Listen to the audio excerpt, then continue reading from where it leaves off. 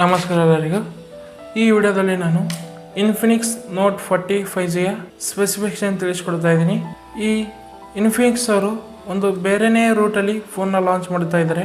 ಯಾವ ಥರಪ್ಪ ಅಂದರೆ ಈ ಫ್ಲಾಗ್ಶಿಪ್ಪಲ್ಲಿ ಕೊಡುವಂಥ ವೈರ್ಲೆಸ್ ಚಾರ್ಜಿಂಗ್ ಫೀಚರ್ನ ಇವರು 20,000 ರೂಪಾಯಿ ಕೆಳಗಡೆ ಫೋನಲ್ಲಿ ಆ ಫೀಚರ್ನ ಕೊಟ್ಟಿದ್ದಾರೆ. ಒಂದು ಒಳ್ಳೆ ವಿಷಯ ಅಂತಲೇ ಹೇಳ್ಬೋದು. ಈ ಫೋನ್ನ ಡಿಸೈನ್ ನೋಡೋದಾದರೆ ಪ್ಲಾಸ್ಟಿಕ್ ಬ್ಯಾಗ್ ಒಂದಿಗೆ ಬರುತ್ತೆ.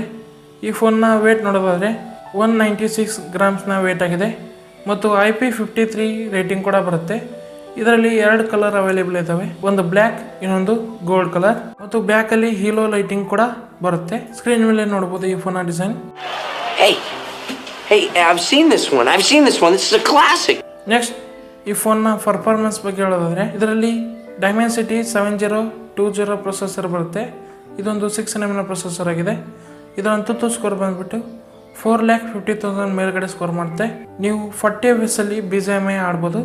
ಬಟ್ ಈ ಫೋನ್ನ ಫೋಕಸ್ ಬಂದ್ಬಿಟ್ಟು ವೈರ್ಲೆಸ್ ಚಾರ್ಜಿಂಗ್ ಅಲ್ಲಿ ಮಾತ್ರ. ಈ ಪರ್ಫಾರ್ಮೆನ್ಸ್ ಕೂಡ ಒಂದು ಡೀಸೆಂಟ್ ಅಂತಾನೆ ಹೇಳ್ಬೋದು.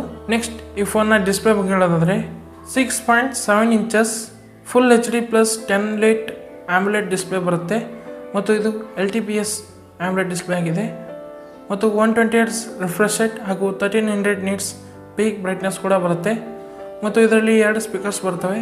ಅವು JBL ಟ್ಯೂನ್ಡ್ ಸ್ಪೀಕರ್ಸ್ ಆಗಿದ್ದಾವೆ ಮತ್ತು ಯೂಟ್ಯೂಬ್ ಮತ್ತು ನೆಟ್ಫ್ಲಿಕ್ಸಲ್ಲಿ ವೈಡ್ ಒನ್ L1 ಸಪೋರ್ಟ್ ಕೂಡ ಬರುತ್ತೆ. ನೆಕ್ಸ್ಟ್ ಈ ಫೋನ್ನ ರ್ಯಾಮ್ ಆ್ಯಂಡ್ ರೋಮ್ ಬಗ್ಗೆ ಹೇಳೋದಾದರೆ ಒಂದೇ ವೇರಿಯಂಟ್ ಬರುತ್ತೆ, 8GB 256GB. ಅದರ ಟೈಪ್ ಬಗ್ಗೆ ಹೇಳೋದಾದರೆ LPDDR4X ರ್ಯಾಮ್ ಮತ್ತು UFS 2.2 ಸ್ಟೋರೇಜ್ ಸ್ಪೀಡ್ ಕೂಡ ಬರುತ್ತೆ. ಈ ಪ್ರೈಸ್ ರೇಂಜಲ್ಲಿ UFS 3.1 ಆದರೂ ಕೊಡಬೇಕಾಗಿತ್ತು, ಬಟ್ ಇದು ಒಂದು ಮೈನಸ್ ಪಾಯಿಂಟ್ ಅಂತಲೇ ಹೇಳ್ಬೋದು. ನೆಕ್ಸ್ಟ್ ಈ ಫೋನ್ನ OS ಬಗ್ಗೆ ಹೇಳೋದಾದರೆ XOS ಬೇಸ್ಡ್ ಆನ್ ಆಂಡ್ರಾಯ್ಡ್ 14 ಒಂದಿಗೆ ಔಟ್ ಆಫ್ ದ ಬಾಕ್ಸ್ ಬರುತ್ತೆ ಮತ್ತು 2 years measure plates and 3 years security updates ಕೂಡ ಪ್ರಾಮಿಸ್ ಮಾಡಿದ್ದಾರೆ. ಇನ್ಫಿನಿಕ್ಸ್ ಅವರು ಕೂಡ ಅಪ್ಡೇಟ್ಸಲ್ಲಿ ಟೈಮ್ ಟು ಟೈಮ್ ಕೊಡೋದಿಲ್ಲ. ಮತ್ತು ಈ ಫೋನ್ನ ಬ್ಯಾಟ್ರಿ ಬಗ್ಗೆ ಹೇಳೋದಾದರೆ ಇದರಲ್ಲಿ 5000 mAh battery, 33 watt fast charger ಕೂಡ ಬರುತ್ತೆ ಮತ್ತು 15 ವ್ಯಾಟ್ ವೈರ್ಲೆಸ್ ಚಾರ್ಜಿಂಗ್ ಕೂಡ ಸಪೋರ್ಟ್ ಮಾಡುತ್ತೆ ಮತ್ತು ಚಾರ್ಜಿಂಗಲ್ಲಿ ಮೋಡ್ಸ್ ಕೂಡ ಬರ್ತವೆ.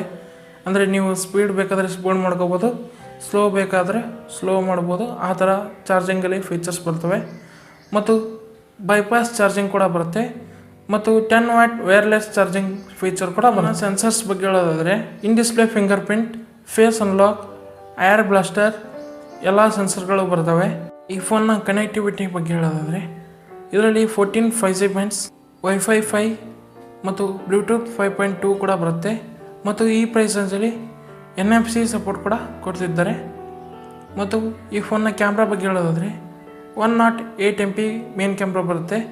ಉಳ್ಕಿದ್ದು 2 ಯೂಸ್ಲೆಸ್ ಕ್ಯಾಮ್ರಾಗಳು ಬರ್ತವೆ, 22 MP ಡೆಪ್ತ್ ಹಾಗೂ ಮೈಕ್ರೋ. ಈ ಫೋನ್ನ ಸೆಲ್ಫಿ ಕ್ಯಾಮ್ರಾ ಬಗ್ಗೆ ಹೇಳೋದಾದರೆ 32 MP ಸೆಲ್ಫಿ ಕ್ಯಾಮ್ರಾ ಬರುತ್ತೆ ಮತ್ತು ಫ್ರಂಟ್ ಹಾಗೂ ಬ್ಯಾಕ್ 2 ಕ್ಯಾಮ್ರಾದಿಂದ ನೀವು 2K ವಿಡಿಯೋ ರೆಕಾರ್ಡಿಂಗ್ ಮಾಡ್ಬೋದು.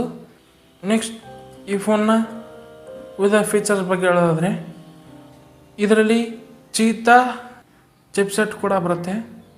ಈ ಚಿಪ್ಸೆಟ್ಟು ಒಂದು ಪವರ್ ಮ್ಯಾನೇಜ್ಮೆಂಟ್ ಚಿಪ್ಸೆಟ್ ಆಗಿದೆ ಮತ್ತು AI ವಾಲ್ಪೇಪರ್ ಜನರೇಟರ್ ಕೂಡ ಈ ಫೋನಲ್ಲಿ ಬರುತ್ತೆ ಮತ್ತು ಲಿಮಿಟೆಡ್ ಪೀರಿಯಡಲ್ಲಿ ನಿಮಗೆ ಮ್ಯಾಕ್ ಚಾರ್ಜರ್ ಕೂಡ ಫ್ರೀಯಾಗಿ ಸಿಗುತ್ತೆ ಬಾಕ್ಸ್ ಒಂದಿಗೆ. ಒಟ್ಟಾರೆ ಈ ಫೋನ್ನ ತೊಗೋಬೇಕೋ ಬೇಡ ಅನ್ನೋದನ್ನು ಕೇಳೋದಾದರೆ ನಿಮಗೇನಾದರೂ ವೈರ್ಲೆಸ್ ಚಾರ್ಜಿಂಗ್ ಒಂದು ಇಂಪಾರ್ಟೆಂಟ್ ಆಗಿದ್ದರೆ ನೀವು ಫೋನ್ನ ತೊಗೋಬೋದು. ಒಂದು ಡೀಸೆಂಟ್ ಫೋನ್ ಅಂತಲೇ ಹೇಳ್ಬೋದು. ಬಟ್ ನಿಮ್ಮ ಪ್ರಯಾರಿಟಿ ಗೇಮಿಂಗ್ ಆಗಿರ್ಬೋದು ಅಥವಾ ಕ್ಯಾಮ್ರಾ ಆಗಿದ್ದರೆ ಈ ಫೋನ್ನ ಅವಾಯ್ಡ್ ಮಾಡೋದು ಒಳ್ಳೆಯದು. ಯಾಕಂದರೆ ಈ ಪ್ರೈಸ್ ರೇಂಜಲ್ಲಿ Vivo T3 ಮತ್ತು IQ G9 ತುಂಬ ಒಳ್ಳೆಯ ಫೋನ್ಗಳಾಗಿವೆ. ಒಳ್ಳೆಯ ಫೀಚರ್ಸ್ ಕೂಡ ಅವು ಪ್ರೊವೈಡ್ ಮಾಡ್ತಾ ಇದ್ದಾವೆ. ನೀವು ಆ ಫೋನ್ ಕಡೆ ನೋಡ್ಬೋದು. ಈ ವಿಡಿಯೋ ನಿಮಗೇನಾದರೂ ಇಷ್ಟ ಆಗಿದರೆ ಲೈಕ್ ಮಾಡಿ, ಶೇರ್ ಮಾಡಿ ಹಾಗೂ ಸಬ್ಸ್ಕ್ರೈಬ್ ಮಾಡಿ. Thank you.